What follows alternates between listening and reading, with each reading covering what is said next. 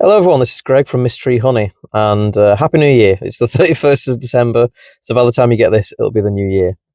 Today I'm going to be focusing on doing something called an oxalic vape. This is where we heat up oxalic acid to around 230 degrees C or 330 degrees C, my brain ain't working, and that vaporizes the oxalic acid, and it fills the inside of a hive, coating the bees and killing varroa mites. So this is a varroa treatment. We do 2 treatments in a year. We do one in autumn and we do one in December. The autumn treatment is to kill off the majority of the varroa just before winter hits. So it means that the bees are nice and strong before winter to actually get through the cold period. We do a December treatment or a winter treatment to kill off any varroa that are stuck on the bees over winter, because during winter the queen stops laying as much. She does lay a bit here and there. She has a hobby, but it's usually too cold to produce a lot of bees. They don't have the resources for it, so they tend to stop creating brood. So that means that all the varroa mites are on the backs of the bees. We call them phoretic mites. That means that they are easily accessible by any treatments that we put on. Now, we've got lots of different types of treatments that we can put in, but the least invasive is the oxalic method. So we can either dribble it, which I think I've shown you guys before, or you can do a vape. So this is the first year doing a vape. I've got all the gear and very little idea. So I'm going to be learning how to do it with you guys at the same time. I've got the instructions, I've watched all the videos and stuff like that, but I'm going to be honest, this is the first time I've done it, so I'm quite nervous about it as well. Now, the benefit of doing an oxalic vape is that you just stick the nozzle into the entrance and then set it going. That's it. With a dribble, you have to take the lid off and you have to take the crown board off and dribble it down the seams of the bees. This way, with the vape, you don't have to lift anything off, it's just straight in. All the vape goes in, you don't have to worry about it. There's no lifting off the lids, there's no making everything cold for the bees or anything like that. As far as they know, it's just got a bit smoky in there. But yeah, so it's pretty good treatment for winter.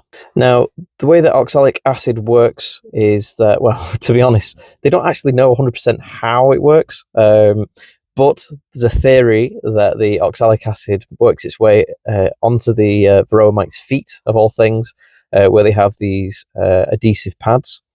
Through it works its way into the hemolymph, which is the mite blood, and then that poisons the mite and it dies. The reason it doesn't affect the bees is because the bees have sort of a waxy coating over their legs and over their body. They use little tiny hairs to stick to surfaces rather than sticky pads. So generally bees are quite resilient to oxalic acid. It's a naturally occurring acid in the hive anyway, so the bees have adapted to deal with it. Now, that doesn't mean that it's not dangerous for the bees. You can poison bees with oxalic acid if you use too much, but the bees can take a lot more than the recommended doses on the APFA or the NBU website. But make sure that you try and stick to those limits. Because I'm in the UK, I can only use apibioxal, which is the recommended and the approved veterinary medicine of oxalic acid. In other countries, you can use just normal anhydrous oxalic acid, but because I'm in the UK, we have to use apibioxal. So what I've done is I've emptied a big pack of apibioxal into a plastic tub. I've then written down all the details onto that tub, because what you don't want is someone finding a tub of white powder and going, "What's this? Is it sugar? Mix it in my tea, poisoned." Make sure that you label everything, including the warnings as well. It's an irritant and it's harmful. So if anyone ingests this stuff, it can be potentially fatal. So make sure that it's all well labeled. Apibioxal, oxalic acid, put the lot number down as well, because if you have any issues or anything like that, then you've got a note of what it is and where it's come from and which batch it was created from that you're using. Now, with apibioxal, there's other things in it other than oxalic acid. So generally you need a little bit more than if you were using pure oxalic acid. So the recommended dosage is 1 gram of oxalic acid, so pure oxalic acid, per half a brood chamber. So like a nucleus colony, 6 frames, or 2 grams if it's going to be a full national box. Now, if you're using apibioxal, it's about 1.2 grams or 2.4 grams. It's very difficult to weigh out when you're in the field like this. But fortunately, the InstantVap, which I've got, has an ability where you can just sort of push down and it crushes the right amount in the right place. I've done a bit of calibrating beforehand, and I've figured it out on what the weights are because I have no life. But it's something that you should really look into or think about doing before you use an InstantVap, I think. Other things that you need to take note of is that you need the right PPE, so personal protective equipment. So what I've got is I've got a mask. It's a 3N mask. I'm not sure what the actual type it is, but I can put the details in the actual description of this video. And it needs a special type of filter. I think it's an organic filter it needs. And that will stop the oxalic acid from getting to you. Make sure you have eye protection and respiratory protection, because when it's vaping, it can really do some bad damage to you. It's nasty. As a chemist, I've been putting off this vaping for a very long time because I just do not want vapor of oxalic acid going anywhere near me. But I've got a pretty good mask. It's got full face protection, and it's got full respiratory protection as well. So I'm hoping that it's going to be okay. But yeah, make sure that you wear that, and wear some good gloves as well, because it can get quite hot. The last thing to think about is application methods. So with the oxalic dribble, when you've lifted it all off, you're just focusing on getting the top bees with the dribble, and you're hoping it filters its way down through the bees below in the cluster. It doesn't really matter if it falls through the bottom. With the oxalic vape, you're wanting to fill that whole chamber with this vaporized oxalic acid. So that means if there's any gaps in the bottom of the top or anywhere like that, vents, the oxalic acid will just pour out with it, and you won't do a good enough job. So what you need to do is you need to find a way of blocking it off. So a lot of my hives have mesh floors. So I've got the varroa trays, which I'm going to slide into place, and hopefully that'll produce enough of a seal to stop the majority of the vape just from disappearing out the bottom.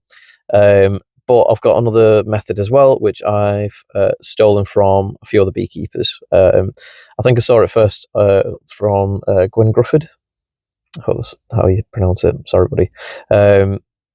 They use Hessian sack. Now, I don't have a Hessian sack, but I do have a massive roll of Hessian cloth, which I use, or did use, as smoker fuel. But I've cut off a big length of that. I'm going to cushion it on the floor, and I'm going to use that to block off the holes while I do the vaping of the nucleus colonies. But yeah, we'll go through it, and maybe you can find something else, like a pillowcase or something like that. Maybe just a pillow in general. Something, you just need something to block off the holes and try and slow the release of the vape out of those holes at the bottom to make sure it fills the cavity. Right, so I'm going to go get my kit, which is just back there somewhere. Hang on. Whoop. Over there. Yep. Ignore the baby seat, but all the stuff there. So I'm going to go get that on. I'm going to put my Darth Vader mask on, and yeah, I'm going to get cracking. See you in there. Right, so you may be wondering why I transferred the Afibioxal into a tub, like so. The reason for that is because when you're using this, you get the correct size by using this. It's got graduated things here. You can see that? So it's got graduated bits here, which show how many grams that you're collecting. What you do is you push hard on the oxalic acid, and it creates a nice little biscuit, let's say, there. And then when you put it inside the actual InstantVap, you press that button there, and it pushes it out. So you can't really do that with the Afibioxal packet. You can't really compress it, and this is going to be quite hot, so I'm worried about melting the through the plastic film. So what I've done is I've stuck it in a tub instead. That means I can compress it properly. It isn't actually that full, to be honest. I thought 500 grams would go a lot further than that, but it doesn't. Yeah, so what we need to do now is we need to decide how much Afibioxal we're going to use on one of these hives. So let's go over there. So as you can see, this colony has 2 brood chambers. 1 brood chamber, 2 brood chamber. Now, what the recommended dose is 1 gram per half a national brood. So for, say, 5 to 6 frames, 1, 2, 3, 4, 5. in this, it has 11 frames, and in this, it has 11 frames. So that means 1, 2, 3, 4 grams. Now, the maximum grammage that this can take is 4. So as you can see, 4 there. So I need to move this back here to 4. So I worked out from weighing it that to get the extra decimal places for the apibioxal, if you just go to the end of the little notch there, so you've got 2 sides of the notch. For the correct dosage with straight oxalic acid, it's that side. For the apibioxal, you go to that side of the notch. And that generally does about right. So we're going to go for 4 grams. Okay, and because it's apibioxal we're using, we're going to go over here. So it's just going to slightly disappear. So that means that this is now going to be the dosage. Okay. You saw me walk around like a daft ass, and that's because underneath we've got a varroa tray. So let's get the dose in the tube. Right, so here we are. Take the lid off. 4 grams. So all we do is we just push down. As I said before, imagine doing this with a hot piece of metal in a very flimsy plastic case. So we've pushed down. As you can see, the 4 grams has been collected. It's a pretty compressed little dose. And then when it goes into the InstantVap, we'll press that button and that pushes the nugget out like that into the hot plate, which is in there. So let's get it again. There. That's how easy it is to collect the right dosage. That's brilliant. Right, I'm just going to leave that there for now. Right, so this is the InstantVap. By the way, I bought this for myself. I think it cost about 300, 400 quid. One of the other reasons why I didn't, why I've been putting it off for so long. But yeah, so you can get it for different battery types. So any battery types that you use with your tools, you can generally get one. So I went for the DeWalt one because anything to do with beekeeping, I use DeWalt. So all you do is you just slot it in, click it in place, and there you are. That should already be set up, so it says 230. Okay, so there should be a reading of, oh, let's take the plastic cover off. Right. So if you see there, that tells you the voltage. And right there, it tells you the temperature it's trying to work to. So it's trying to get to 230 degrees C, and it's slowly working its way up. Okay, so this will get very hot. So make sure you don't place it on any poly or anything like that, okay? Because it will melt through. Something to stop damaging of poly is before I got this, it was just a metal tube. Now they do sell these little plastic caps. You do have to cut the top off yourself, but that plastic or silicone cover there should prevent melting of poly. Again, I've not used this yet, so I could be absolutely depressed because it's melting my poly hives, but we'll see. So I'm just going to let that heat up and get to temperature. So it's already at 87 degrees C. Okay, you want that at 230 before you put the oxalic acid in. Right, I'm going to put my mask on and change my glove because I've cut a hole through it. Oh, I am your father. Can't help myself. Right, so this is the mask that I've got. It's a 3M1. Ugh. And these are the filters, so these are the most important part. So I've got 2 of these on. Not quite sure why I need 2. Probably increases the life of the filters, I don't know. But I've got these on. I'm going to put this underneath my veil in a second. What you need to do is make sure that it is tight. So hold it against your face and then pull on these things until it's almost uncomfortable. Got some over here as well. Over here as well. So I've got a bit of a big head, and this is large, but this is quite tight on me. I'd recommend getting maybe a large if you're just a normal bloke, maybe a medium size if you're a lady. I think small is probably just for kids or something along those lines. So, right, so this is what I look like. It's really comfortable to breathe through, which is strange because masks are usually quite, I don't like them. They get very hot on your face, hot and sweaty and gross. But this is actually quite easy to breathe through. My eyes are fully protected by this great seal here around the edge there. My hair doesn't look great, but it didn't look great to begin with, so that's fine. Right, so we get cracking. Take a look. Right, let's put the veil on. Okay. Oh, fits. So before you get started, you need to prepare the entrance. So this entrance has the mouse guard on. That's fine normally, but I'm going to try and take it off with these Bella ones, turn it round, and I'm going to put it to that. So that's not going to stop all of it. There's still some vents either side, but what we want is a nice clear area for this to fit in.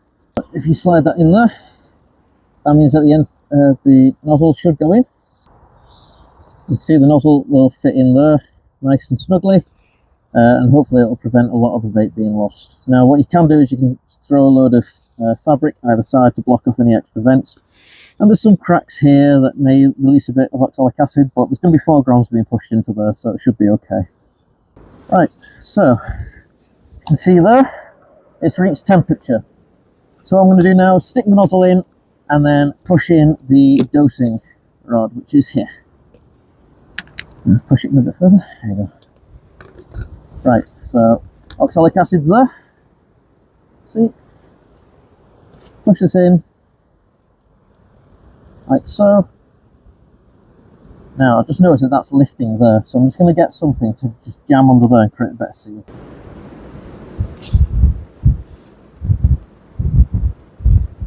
There we go. Right. Right then. Here we go. First time using it. So 4 in, ready. Make sure that makes a tight seal there.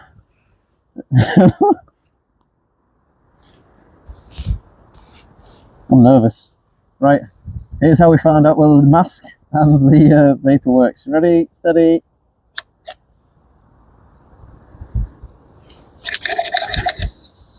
There we go.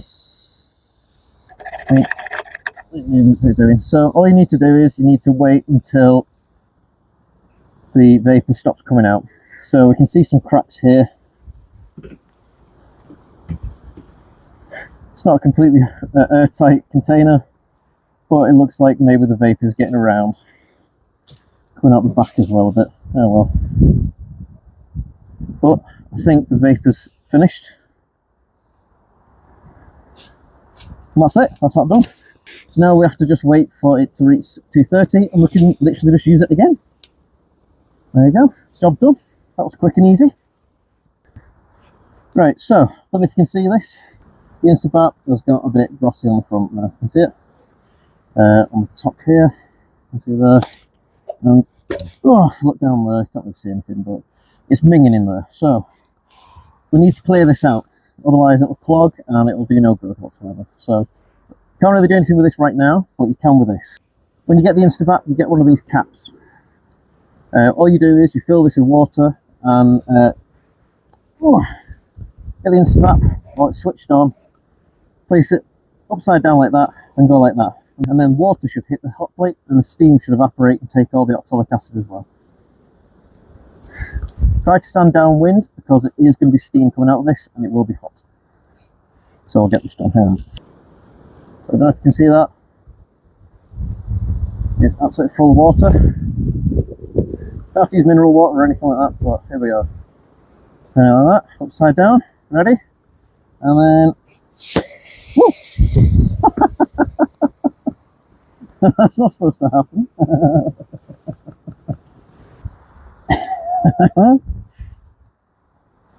Well, that wasn't supposed to happen, was it?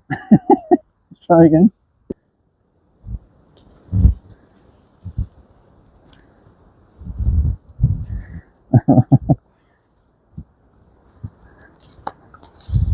Right.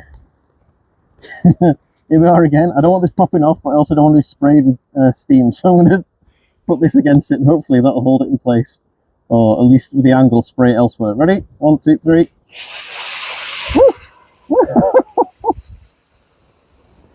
Oh, that was well good. Woo. Right, so you're supposed to do that 3 or 4 times to clear it out. So just a few more times, but then we'll get inside because it's bloody raining everywhere. Can you turn off? No.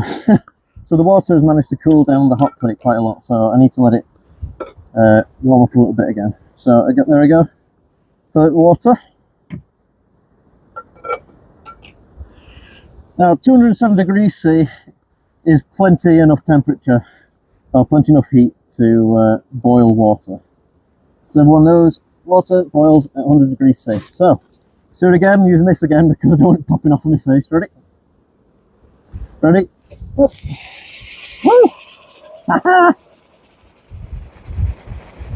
So this is really satisfying for some reason. That was fun. Right. I'll do it one more time, then I'm going in. Amazing. Right, so the nozzle is now spotless. Inside here is now spotless. And when it all cools down, I'll get inside, get around the outside and give it a, well, not a brick, but I'll give it a good scrub with the sponge. Yeah, really good piece of kit. I'm really happy with this. Highly recommend. Right, I'm going to get in before it starts absolutely hammering it down. Oh, if you enjoyed this video, I'd really appreciate it if you hit the like button. If you want to see more content like this, where well, it's not as chaotic as today, then please hit subscribe and have a look at my back catalogue. Other than that, I hope you have an amazing day, and I hope you have a really good new year. Also hope the weather clears up a bit before tonight. Hope you're all safe and well. Bye bye.